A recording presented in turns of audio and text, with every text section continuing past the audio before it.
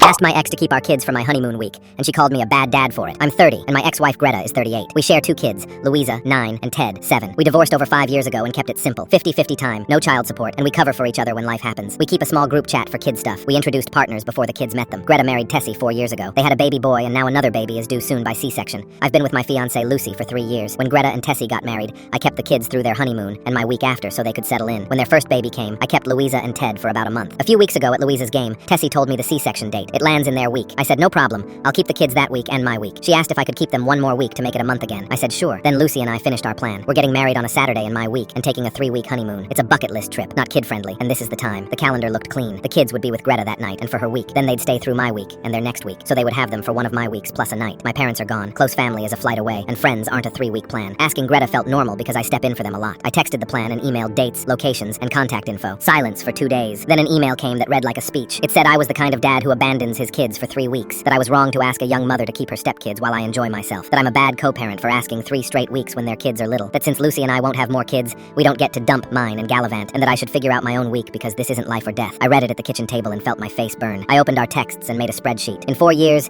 they've asked me for 87 nights over 52 asks. I've asked for 12 nights over 8 asks. That made sense with their baby, but the dumping line stuck. I didn't send the sheet. I just needed to know I wasn't crazy. I also thought about the extra things I do. I pick the kids up after school every day. On Greta's weeks, I drive them to her house because she works until 5, and Tessie doesn't want to wake the toddler. Our decree says whoever's week it is must do drop-off, but I've been doing almost all the back and forth because it's a 5-minute drive. I take the kids to appointments and daytime school stuff. My job is flexible and Greta's isn't. We split insurance, but since I'm at the appointments, I pay the co-pays. When Louisa was diagnosed with type 1 diabetes, costs went up. Greta said money was tight, and I stopped pushing exact splits. I just paid. Their little boy is being evaluated for autism and has tough meltdowns. When it gets tense, they call and ask if I can take the kids for a few hours. Greta had a car accident last year, and I loaned her my old car. She's still using it. They have a cat. Louisa used to scoop the litter when Greta traveled. After her diagnosis, we agreed she shouldn't. Tessie is pregnant. Ted is too young, so I've been going over to do the litter box. I do these things for the kids. Still, asking them to keep the kids for one of my weeks so I can take a honeymoon seemed fair, especially after I agreed to a month for their C-section. I didn't want to play tit for tat or wreck co-parenting. The kids need calm. I paced, then sat down and wrote a reply that was short and clear. I said I'll keep Louisa and Ted for the full month after the C-section, like we discussed. For our wedding and honeymoon, I need coverage for one of my weeks and 1 extra night. If they can't or won't cover my week, I'll arrange care on my side and keep the schedule. Starting now, I'm going back to the decree as written. Each house handles its own pickups, drop-offs, and costs unless we both agree in writing. I listed a few extras I'd stop for now. Daily pickups on their weeks, last-minute evening calls, cat litter runs, and use of my old car past the end of the month unless they're buying it. I said I'd still be there for true emergencies. I kept the tone flat, no blame. Then I hit send. To cover my week if they refused, I called 2 sitters and a neighbor. I booked a mix of daytime help and a friend for overnights. I updated the calendar and set a 1-page plan by the door with doctor info. My phone buzzed. Greta replied from her work email with 1 line. Do what you want. I sent back. Plan is set. I'll keep them the month after surgery. Wedding week coverage on my side if needed. I put the phones on the counter, checked the kids' backpacks for tomorrow, and turned off the kitchen light. Now my friends are saying I'm selfish for a kid-free honeymoon. Am I wrong?